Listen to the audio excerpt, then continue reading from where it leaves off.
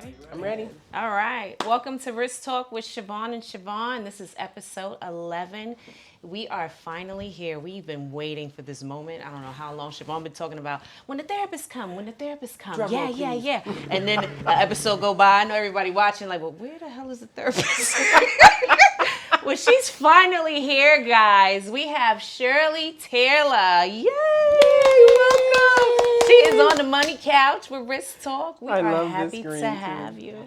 Thank It's my you. favorite color. It's mine today. Yeah. We got a little Crayola color going on. Yes, so today we wanted to discuss narcissism.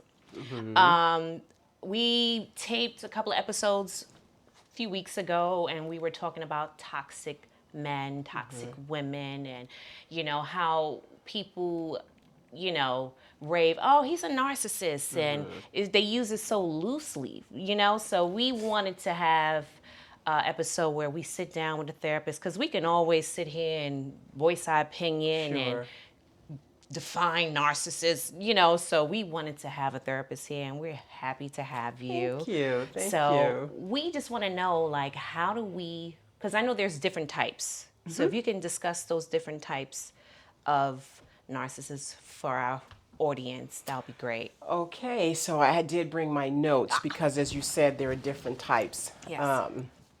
The first thing I would say is that narcissism is on a spectrum. Okay. And so it goes from less severe to literally dangerous. Okay, wow. very, very severe. And then in between. So when most people we use, it's ubiquitous now. It means that it's thrown around everywhere. People used to do that a lot about bipolar. Oh, you bipolar, you bipolar, and I would just cringe inside when I would hear it, because you're really not defining a bipolar. It was just what they knew. If you shifted in your mood a little bit, automatically you were bipolar. And so I'm not quite sure what people are identifying as a narcissist. However, it's a personality disorder. Okay. Okay. So when we're diagnosing someone for mental illness, we have what they call axes. And on certain axes, you put certain things.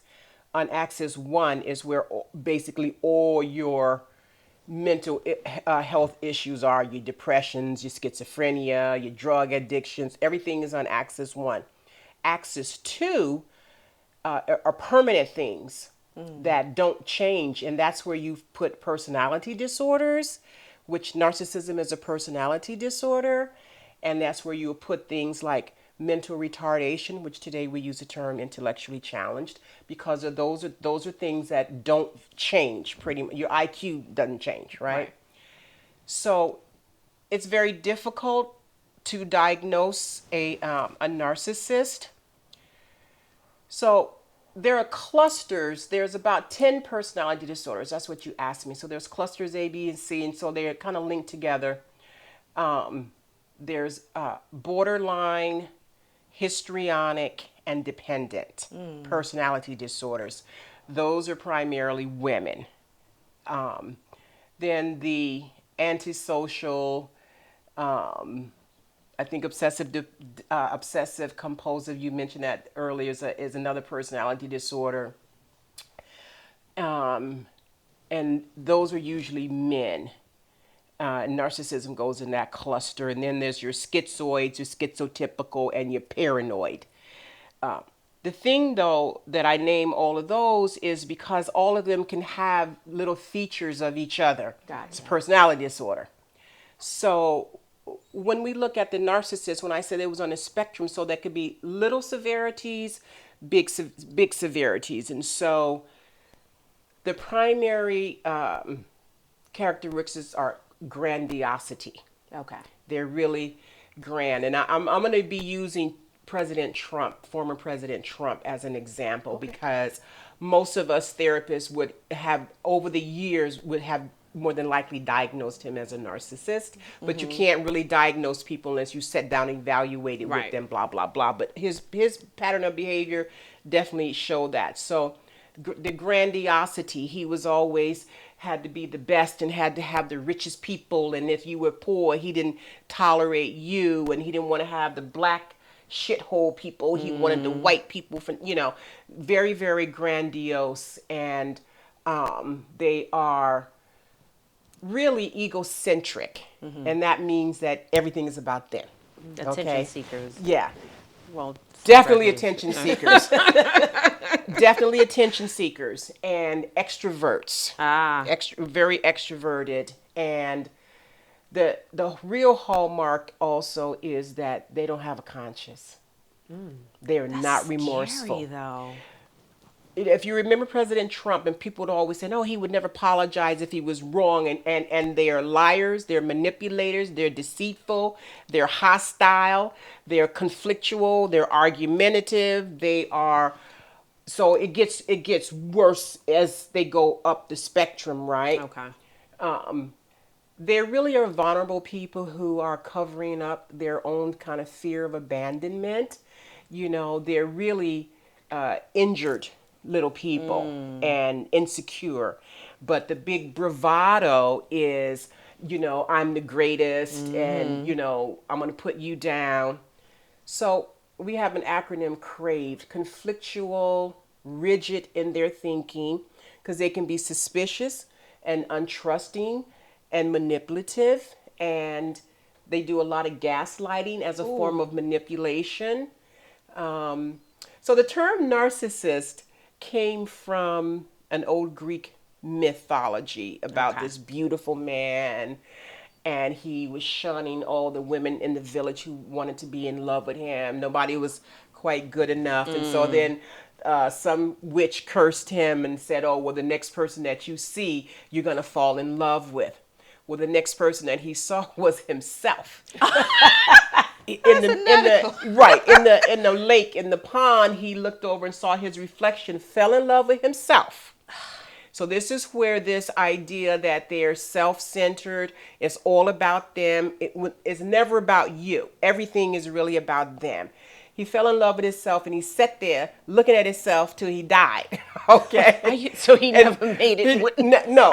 So the word is narcissist, means numb, no feeling. And then it has another definition where it's intoxicating. So when he died on that spot, a flower bloomed, and it was a narcissus. They call the flowers. Those are the yellow daffodils that come up in the spring. Wow. And paper whites, those narcissists. Particularly the paper whites, because they smell very intoxicating. And that's also kind of how they will entrap you in a relationship. When you meet them, they generally are very charming, almost like any antisocial person, which serial killers are in the antisocial category.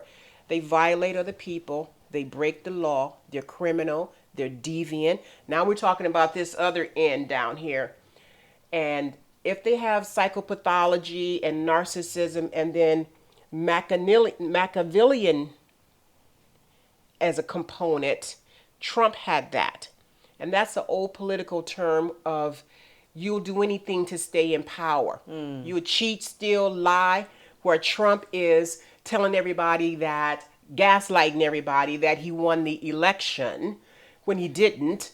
But anything to stay in power. So when you put that combination together, you got really kind of a deadly person because they're criminal. And Trump, everything he did in the office was criminal. Right. So it's very, I watched him a lot, so because he was so classic, right? So what women are talking about when they're talking about a narcissist in a relationship, they really are talking about, as you use the term toxic, we call it antagonistic relational abuse. It's the same thing as domestic violence abuse. Yes. When we look at men who are batterers, you are more than likely looking at a narcissistic type of person who is a male batterer. And because they have also a spectrum of their different kind of covert, sneaky behavior or overtly extroverted behavior. The sneaky ones are kind of hard to identify but the thing that they all do when you meet them is the quote unquote love bombing, right? I talk about So they that do all the all time. I do all the time. Yeah. So I used to do talks years and years and years ago to high school girls about, because I did a lot of work in domestic violence, and I would talk to them about red flags. Yeah, because that's another thing we wanted to talk about. Like, how do you identify? Okay.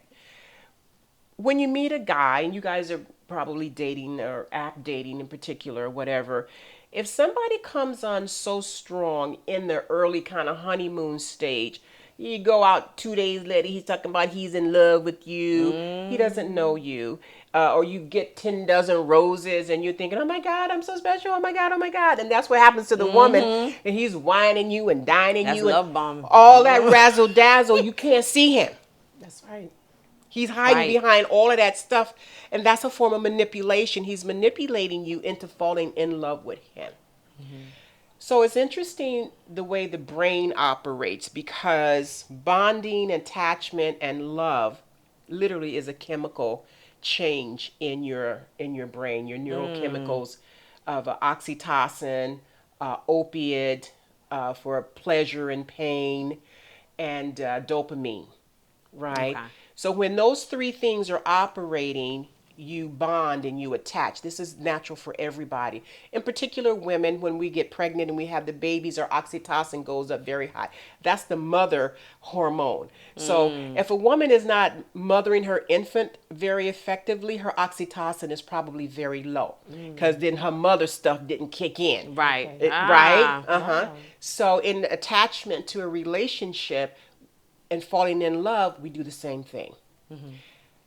Narcissists don't have that like that. So I named three neurochemicals. They may have one. What? Their brain may light up, doesn't light up the way a normal brain lights up. When in the MRIs, we studied MRI to look at the brain. They got a little bit of light. What causes that? So that's my next question. That's a good question. Okay. So, do you feel that they're not born that way, or you think some of their because that's a debate. Like, some people feel that they picked up these traits due to childhood or issues that happened in their life, or maybe they were raised by someone who was a narcissist. All of the above. So okay. All of the above. It's they research says there's possible genetic components, and so Okay. that they can mental illnesses are often genetic. Bipolar is genetic, ADHD is genetic, anxiety is genetic, depression is genetic, schizophrenia. So we gotta get everybody tested before we have kids. What I've been It was telling too late her, for me, but I tell my daughter, listen, you better find out if there's a mental illness in the family. yes. Because if there's anybody schizophrenic, you're going to get all of those scattered all traits. over the family. All those my traits will be all over the God. family. So then a narcissist, but however, what they actually land on the most, though, is the epigenetics. That's the environment that the child grows up in. Physical abuse, sexual abuse, verbal abuse. Those are the three biggies that you will find commonalities in a narcissistic person's history. So that's a trauma history. Antisocial personality disorders, which are your criminals, serial killer people, is similar. They will have that kind of history. And I would say, especially when there's physical abuse, is like the emotion, the ability to emote and be empathetic is literally beaten out of the child. But personality disorders show up around adolescence into early adult. When we're diagnosing, we have to make sure that they're not a bipolar, that their personality disorder is not caused by a mental illness that we would have on the first axis. So if you're really a bipolar person, we would err on not doing a personality disorder, because a lot of the stuff is the same. So the symptoms can look the same. But that is primarily one of the things, several of the things that they think. Now, sometimes you have a narcissistic parent. There are children raised by a narcissistic parent, which is very similar to having a schizophrenic parent. That parent is, if they're dependent, like if it's a mother and she's a dependent type, then she's using the child. I have a client who was sexually abused by her stepfather from ages 9 to 16. She told her mother at 12. The mother stayed with the man, and then the mother just manipulates the daughter to buy her stuff and pay all the bills and, you know, force kind of like manipulating her. And so the mother could have some kind of features and then the daughter is, stuck with that kind of environment. So it can go both ways. When we go back to relationships and these women are, he's a narcissist, he a narcissist. Well, I had one recently come to me telling that, and I don't look so much at the guy because I'm not diagnosing him because he's not in my office. Okay. I look at her. So I said, okay, let's sit what he did over to the side and let's look at who you are. Okay. A narcissist is generally always selecting a vulnerable type of woman. That's what I was gonna. And the vulnerabilities are that you're nice, that you're soft, that you're kind, that you're compassionate. You a good, they call it a source, almost like he's a vampire. You're a supply, they call it. You a good supply because he can gaslight you with the love bombing. So when the trauma bonding and the neurochemicals are going on, your ability for logic is decreased. The frontal cortex of the brain, where all of our decisions are made, not operating. Wow. Because this shit up here is going on, at a rapid pace. It's all Blindsided. lit up. And you can't think logically. So, there's a $60 million question. Why does she stay? Right. Logically, she may even know that she's in an unsafe relationship, but she's bonded and she's attached. It is like an addiction. These are the same neurochemicals that light up for addiction as well. So you're literally addicted to that person and you go back. When you leave, you go into withdrawal, just like an alcoholic or a drug addict.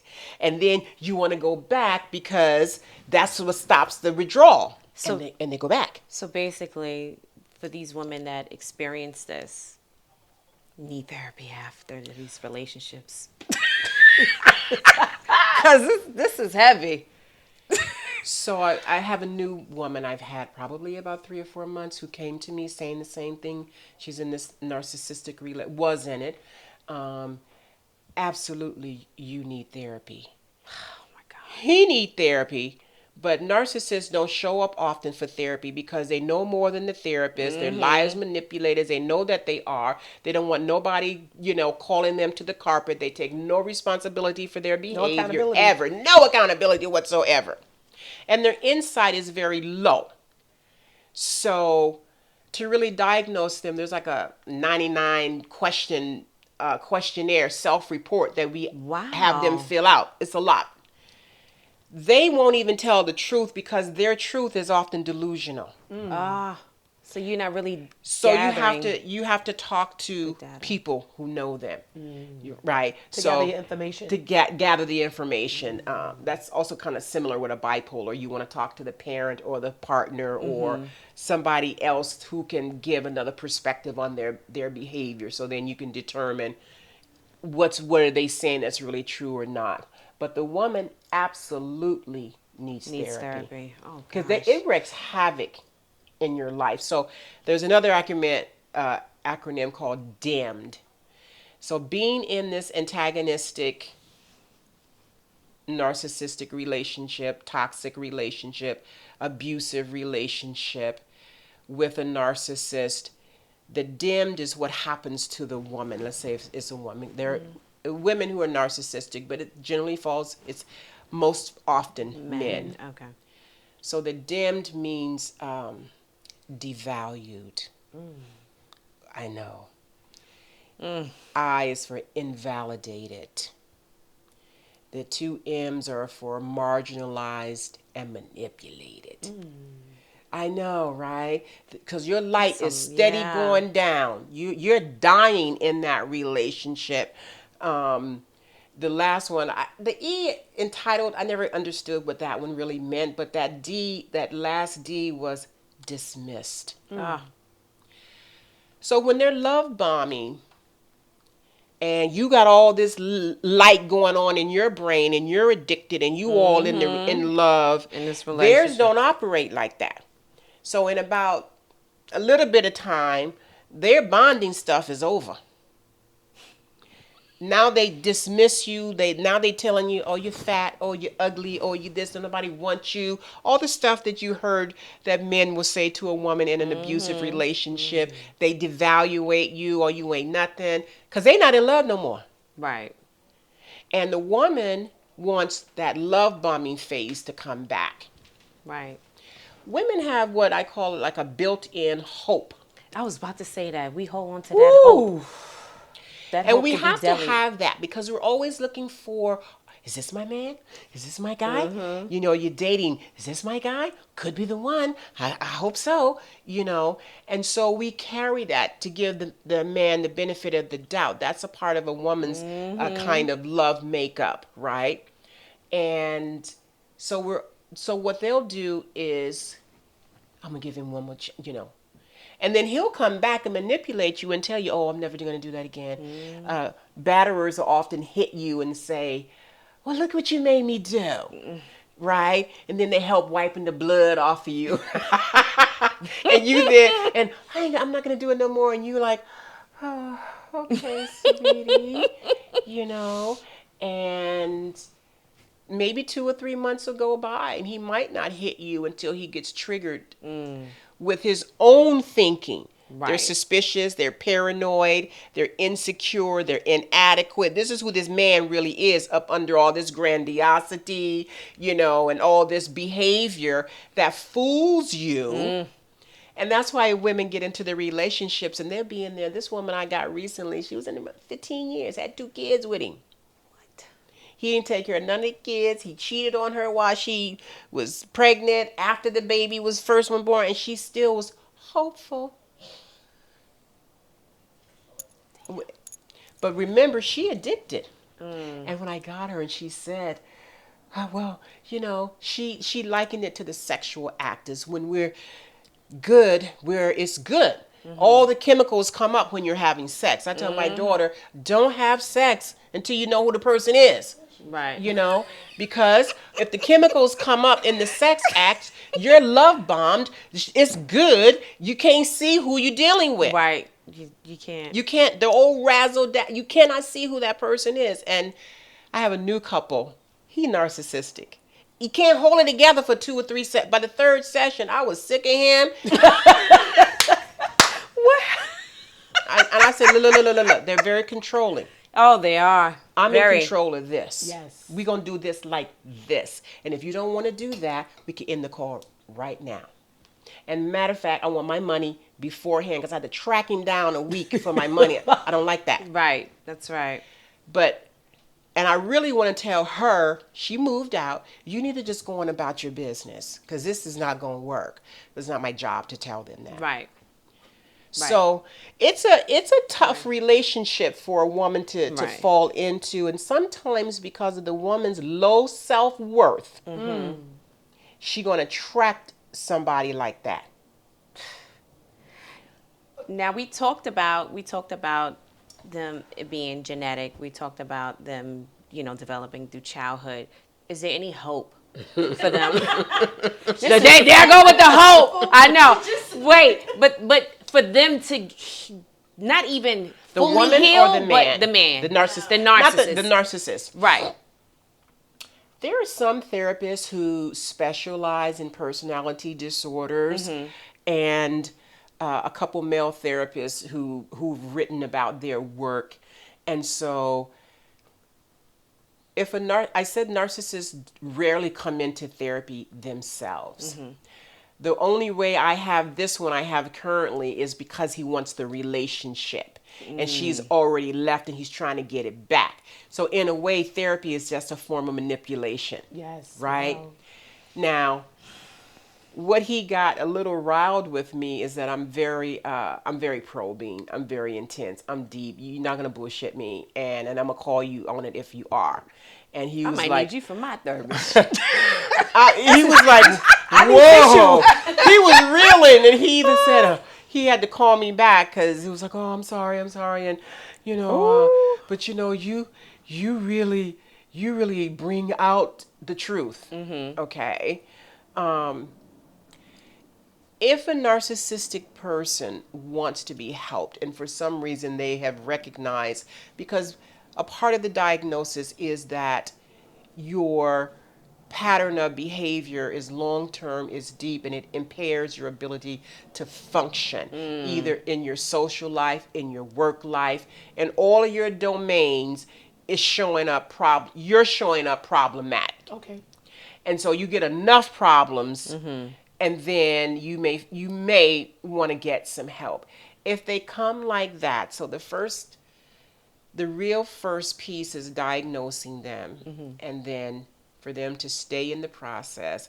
And what you provide them with is, I think cognitive behavioral therapy works best for them, and psychoeducation. So I am educating you about who you are, Okay. and then helping you develop insight to see yourself. Because most of them come, they cannot see themselves. And so you're helping them to do that. But if they stay in the process, just like anybody in therapy, if you stay in the process, you can improve. Okay. It's not a lot of money being bet though on a personality disorder. Remember, they're on the axis too, because a lot of that stuff is permanent. Yeah. Can't change it. Can't change. So the best bet is for the partner in that relationship really is to get out and take care of themselves. Wow. Easier said than done. Right. It's this new case she was in 15 years, and newest case she was in 4 years, you know, because they're always love bombing you and leading you on, and your chemicals say, "Oh, I love him. I just want it to be the way that it was." And you'll stay, but you may not get what you want. It's particularly if you're not in a therapeutic process where you're actively working on change. Right. Then it's not. It's a O.J. Simpson classic kind of a narcissist person too. He killed her. He was more of a paranoid, suspicious. Kanye's a bipolar. He's bipolar, but he's stalky right now. He's acting erratically right now. And so bipolar, because he already had the diagnosis of a bipolar, so we wouldn't go to a personality disorder necessarily. Okay.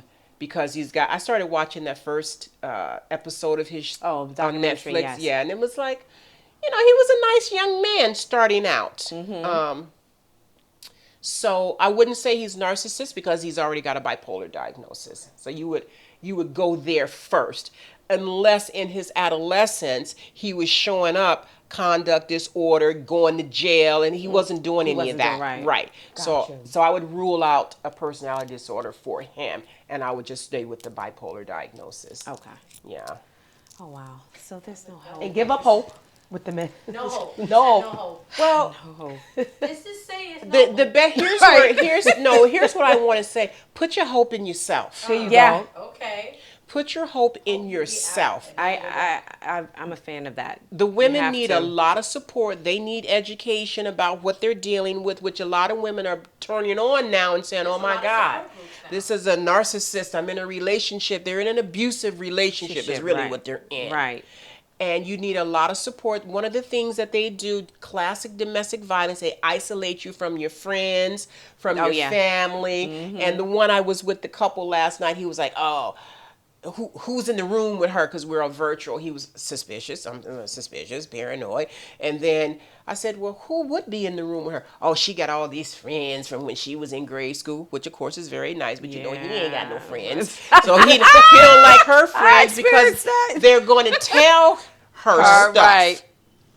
So they want to separate you from your friends where you're by yourself going crazy and being gaslighted, right? That's another old movie called Gaslight, is where that term came Oh, from. really?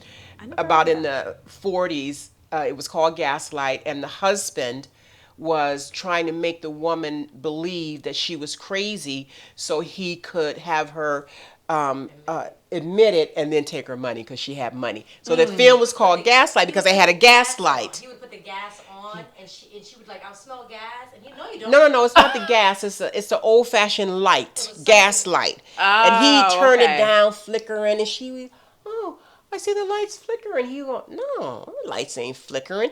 Which is like Trump is saying, don't believe what you see, believe what I tell you. Right. Stealing stuff, taking stuff. You put this down, he take it over here. You go back. What happened to my fan? Making you think you're crazy, that you don't see the stuff that you see. And that's one of their greatest manipulation tools. Wow. That's another reason women stay so long. I'm glad you came today because So a lot of women need to know these things. they do, and I think Sabrina was saying that you guys were talking about the idea that everybody is saying that, and it is coming up a lot for people, and they are saying it a lot.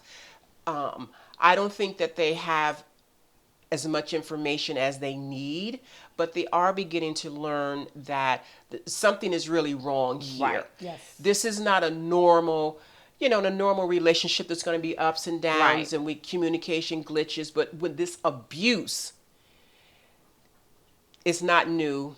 It's the same thing as domestic violence. It's the same thing as intimate partner violence. It's the same stuff, but on a spectrum from not that bad, still bad, to super bad, where the guy ends up killing you, like the O.J. Simpson case. So yeah, that's narcissism. Right. But what I want women to also know, though, is that you're attracting this people. Yeah. Something in your system about who you are. Is attracting. So if you get if a guy see, and men got antennas about women. Men can come in this room and look and say, which one is the low self-esteem one? They probably wouldn't pick either one of y'all. They size you up, what you got on. Sneakers $1,000. No, she no, Right. she too, and because they'll be adding up. Oh, she got on three Louis Vuitton bracelets. Oh, she got mine. She she got a house. Oh, I don't want that. So they would probably pass. Right. Narcissist might pass all three of you guys up. But they get a little docile, sweet little girl sitting over in the corner, looking a little bit drab. Bing! Yeah. Because if I give her 10 dozen roses, I got her. Now, I might like 10 dozen roses too. Don't get me wrong. But if he's coming on so strong, all three of you guys might go, Something wrong. Because that's my first response. right, something's wrong with this. Watch Sabrina, him. you Watch remember him. There was a guy in the neighborhood that you dated. I don't know if he was a teenager. He went to your school, Columbus or something like that. And I remember you went out on a date with him, and then like the next morning he had left roses on the car. Do you remember that? Like what? Like a desperate move like that, Right. So they have good antenna for selecting.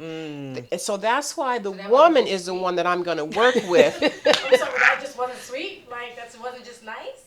No, and I remember telling you something's wrong with him. He's stalking you, found your car, where you live. You only went out with the person one time. That's a problem. Yeah. You see a That's face. a problem. But it's funny because if I convey that to her, she'd be like, "You so mean." I'm like, "No, I'm just always my antennas is up." Like, he did that. It's a bit much too early. Like, I'm all about the process. Let me get to know you. But this is from learning experience. This is from past relationships, what I experienced, and I'm like, oh no, I've seen this before. Right.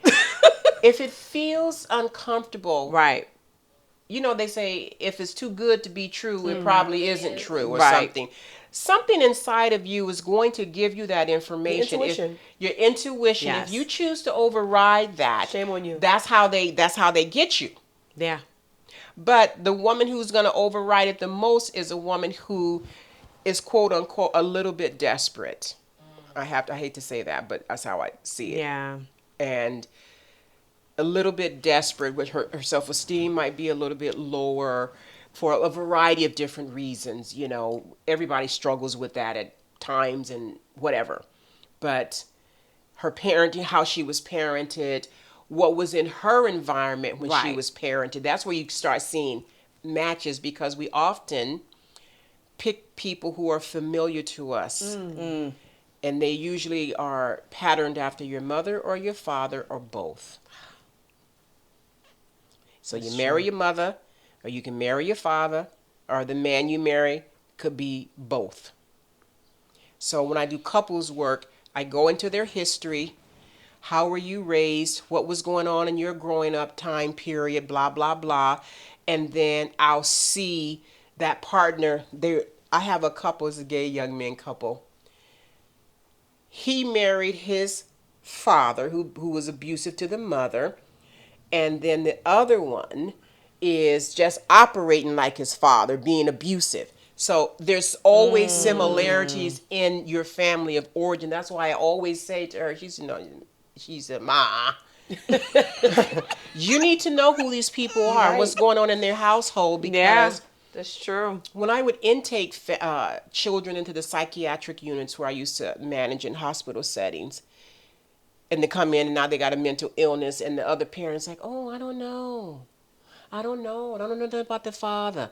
Oh, I don't know nothing about the mother. Wow. They don't know their family history, history, yeah. people that they're marrying. And now you got a kid who's demonstrating, schizophrenic traits, and it comes from somebody. Yeah.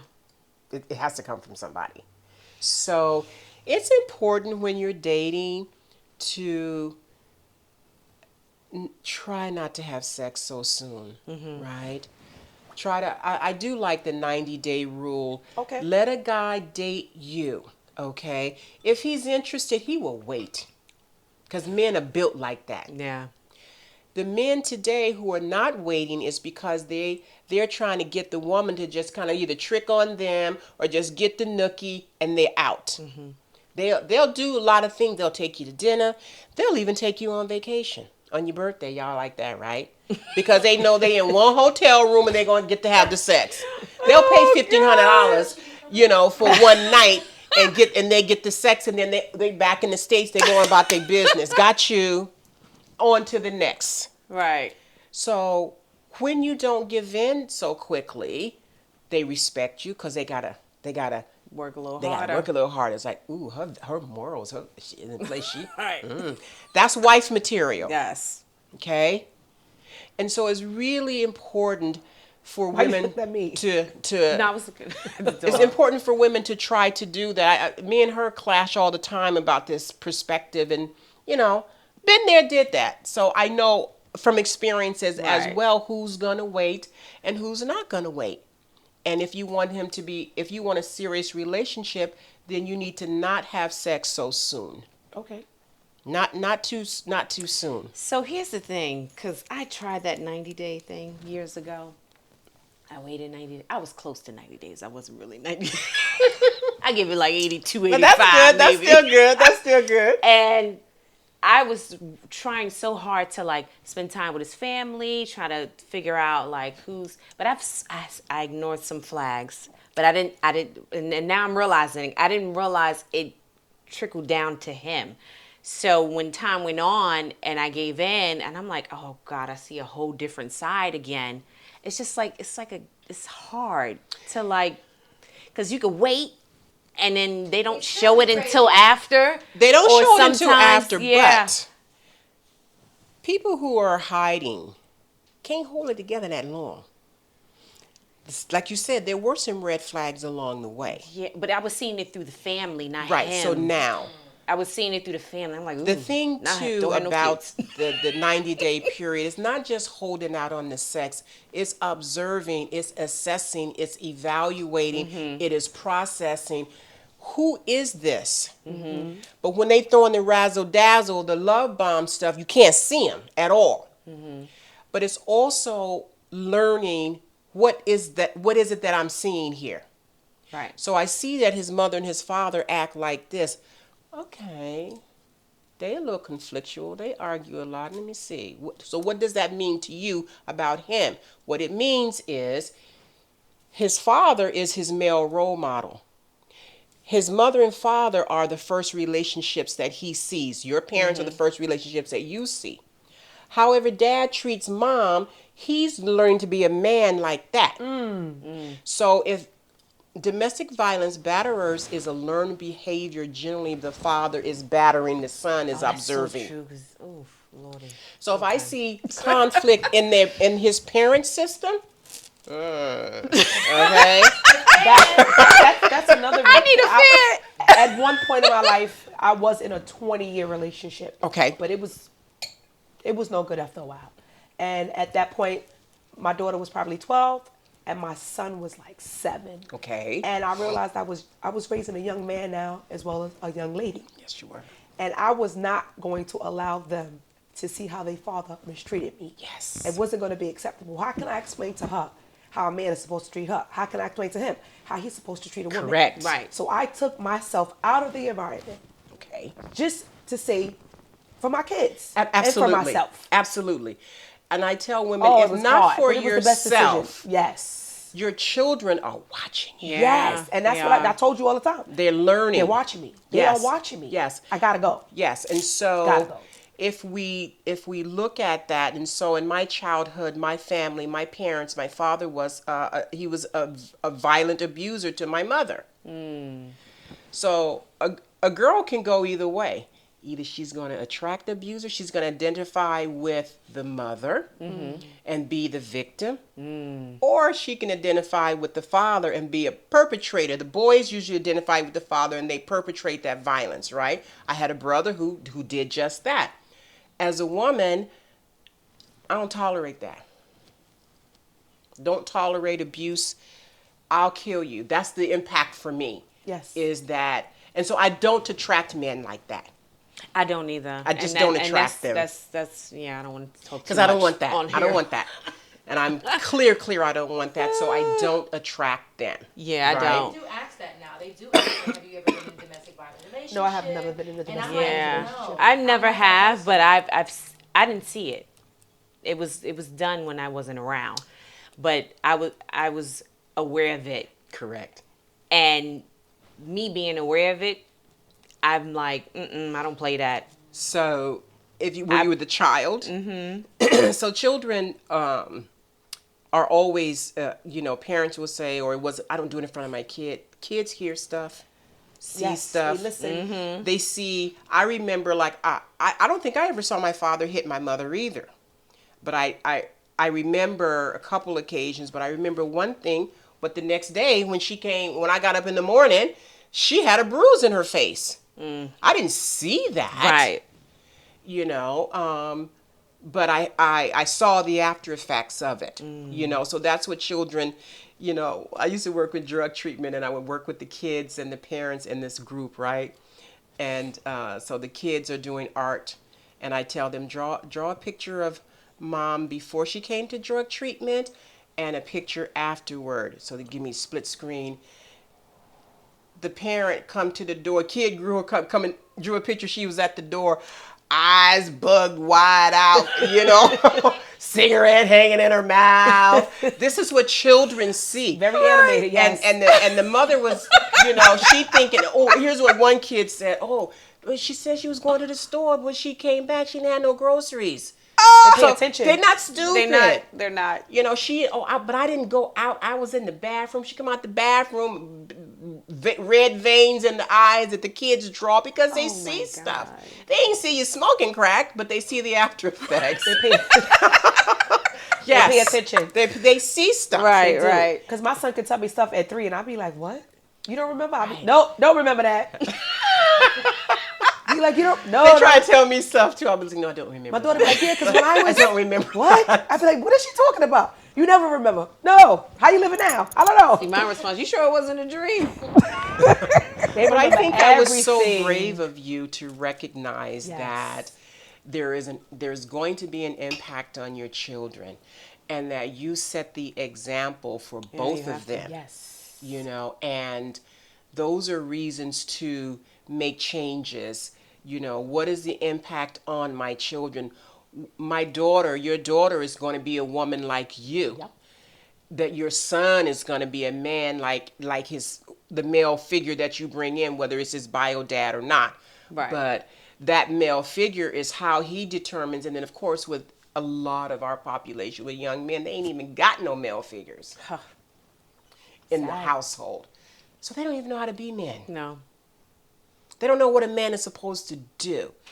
Those are the guys I look at out here trying to get a woman to buy him stuff. Why? Because mommy bought everything. Right. That's all they That's saw. the only right That's all they saw. role model in their life. Yeah. Oh, wow. But this was great. Thank you for You're welcome. coming. You take Cigna? Look, I do. I will be calling you. Okay, I do take Cigna. It's one of my preferred Yeah, I don't think people like coverages. Blue Cross, Blue Shield. No. I'm Yeah, not on, like that. I'm not on their panel, so I do use them. Like if a client changes over to Blue Cross Blue Shield, or if you can go out of network, Right, and then there's you have to have that Yeah. ability with Blue Cross Blue Shield. And COD. COD. Cash on the bed. absolutely, Darling, the funds, the funds. Somebody said, "How about hip?" no. NL. Wait, cheap, do cheap, cheap. Don't still take hits. exist? Don't. I think she's playing about. Oh, They're under emblem. GHI Ah. and HIP. They're under emblem. No, that's right. absolutely Woo. not. All right. Okay. Oh, this was great. Yes, Thank it you was. for Very joining us informative. You're today. We might have to welcome. come. You might have to come back again. Sure. I enjoy this. I If we really talked did. anymore, it'd have been like this. Tears eyes. Everything is just trigger for me sometimes. I'm Okay. very sensitive. Very sensitive. Okay. Okay. Well, that's good, because if something triggers you, that's information. Yes. Yeah. That your system is saying we need to take a look at something. You know, so don't be afraid of that. That's really great. Yeah. You know, and move forward with that if you can. Yeah, that's Oh, good. you're to gonna get a know. call from me. Okay. I got me a new therapist. I didn't like my last one. I thought I was on the phone with my girlfriend. I said, "This is not working. Yeah. This yeah. is not. I don't like this. You need Yeah. to tell me what's going on." Yeah, my clients love me. I'm full. I'll you know, but if she sends someone to me, you know, I tell her people just make sure that they text me and tell me Sabrina referred me, or when my clients do referrals that this person referred me, because then I'll respond. Okay. Because Yeah. I get so many calls. Oh wow. And let me tell you, after COVID, couples that was locked that down was- together, everybody had They problems. all calling now. Well, with COVID, you know, it was just me and her, and it's really showing up like right now. Oh wow. It's bad. I'm getting calls every day. All right. Thanks for I joining. got a call this morning on the way driving over here. Oh, you I did? said, "Yo, dear, it's Sunday." I'm off. Yeah, yeah, that's the truth, right, Sabrina? Thank you, Sabrina, Thank you, for Sabrina. recommending your mom. She's so dope. Yes, she is. Oh, I love it. All right. Thank you for joining us with Risk Talk with Siobhan and Siobhan. Siobhan We'll be and back. Siobhan. Okay, I love it. Where's that fine?